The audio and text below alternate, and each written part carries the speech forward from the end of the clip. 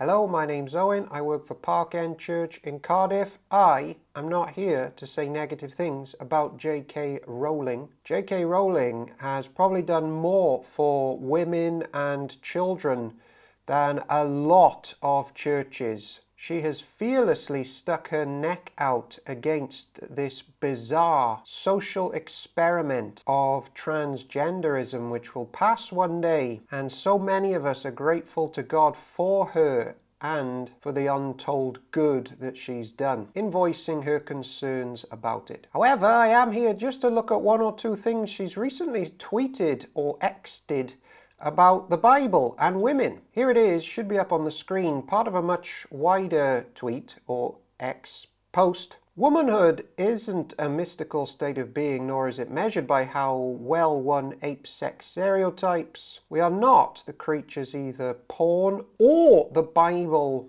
tell you we are. And she goes on, nor are we God's afterthought sprung from Adam's rib. So is she right? Does the Bible teach that women are God's afterthought? A few quick thoughts. Sticking with the Bible, because it's good to do that. If you enter in, you should stay with it to the end. God isn't presented as someone that has afterthoughts in the sense of, whoops, didn't think about that. Never occurred to me that Adam might be on his own.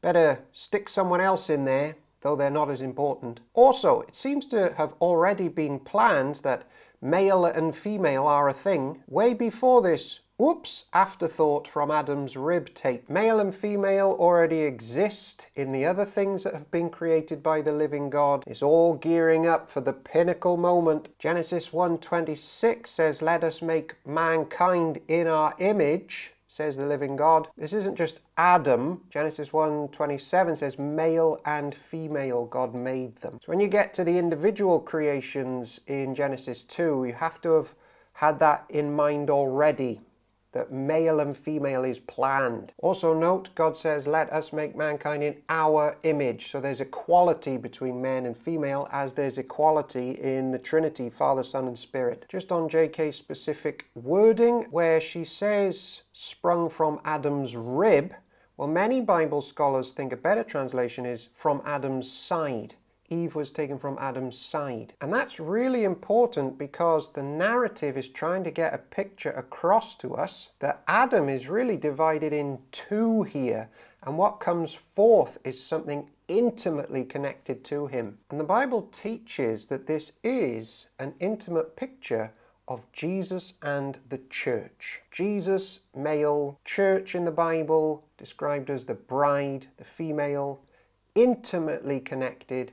In fact, Jesus wins the bride on the cross and he's speared in his side as he's winning her from hell and death and judgment. There are motifs here going on that we can't just put to the side. The Apostle Paul teaches that the Adam and Eve story is a picture of Jesus and his bride. And therefore, woman is no more an afterthought than church is an afterthought. And church cannot be an afterthought to God because God's people are said in the Bible to have been known and chosen before the foundations of the very world. Also, back on this equality theme, the word helper, Eve is Adam's helper. It's not great in English, that word helper, because we sometimes think, oh, here comes someone of lesser status to help someone of greater status. But that word helper in the Old Testament appears 29 times. At least 13 times of them, God is described with that word as our helper. So it's not about status. God isn't of less status than us. It's actually used in terms of saving help. Psalm 70 verse 5, God is described as, you are my helper and my deliverer, my saviour. The final motive that we draw from the Adam and Eve story, which is much grander and greater than this tweet indicates, is that the pinnacle of all the male and female that has gone before in the creation story, in fact the pinnacle of the entire creation, is Eve, the woman.